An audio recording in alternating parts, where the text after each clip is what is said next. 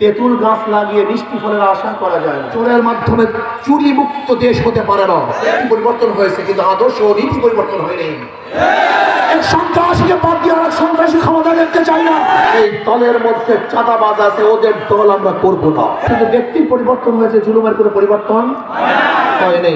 আমি জনগণকে একটা কথা বলতে চাই, তেঁতুল গাছ লাগিয়ে মিষ্টি ফলের আশা করা যায় না। মাদার গাছ লাগিয়ে আমের আশা করা যায় না। চোরের মাধ্যমে চুরি মুক্ত দেশ হতে পারে না। জালেমের মাধ্যমে জুলুম মুক্ত দেশ হতে পারে না। দুর্নীতিবাজের মাধ্যমে দুর্নীতি মুক্ত দেশ হতে পারে না। আমরা কি দেখেছি, ঘুষ সাহেব পরিবর্তন হয় না, ডিসি সাহেব ট্রান্সফার হয়, কিন্তু ঘুষ সাহেব সেই জায়গাতেই থাকে।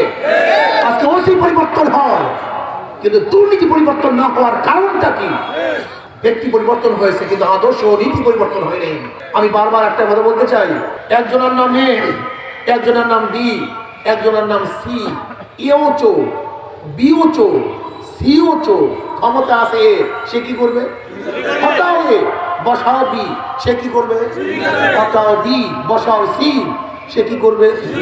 কারণ নেতার পরিবর্তন হয়েছে, দলের পরিবর্তন হয়েছে, নীতি ও আদর্শ পরিবর্তন হয়নি। এক চোরকে বাদ দিয়ে আর চোরকে আমরা ক্ষমতা বসাতে চাই না।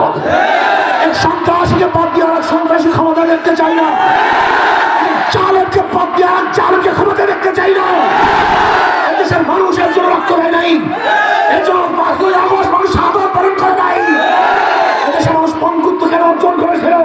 বৈষম্য দূর করার জন্য, গরিবের অধিকারকে ফিরিয়ে দেওয়ার জন্য, ব্যবসায়ীদের স্বাধীনভাবে ব্যবসা করার জন্য, চাকরিজীবীদেরকে নির্বিঘ্নে চাকরি করার জন্য মানুষ রক্ত দিয়েছে, জীবন দিয়েছে।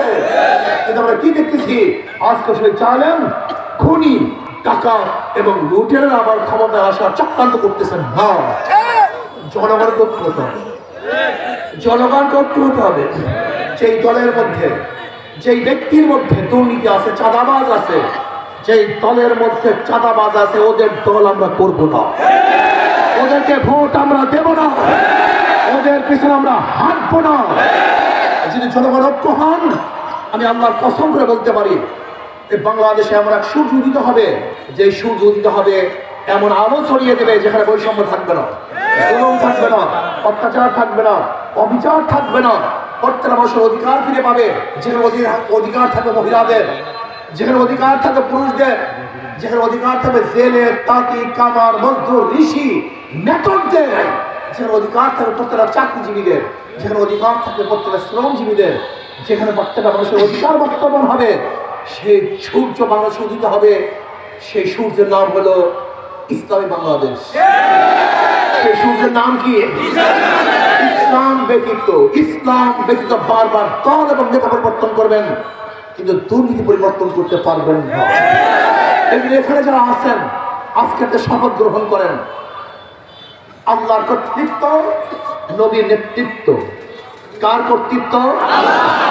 আল্লাহর কর্তৃত্ব, নবীর নেতৃত্ব চলবে। অন্য কার নেতৃত্ব, অন্য কার কর্তৃত্ব আমরা চাই না।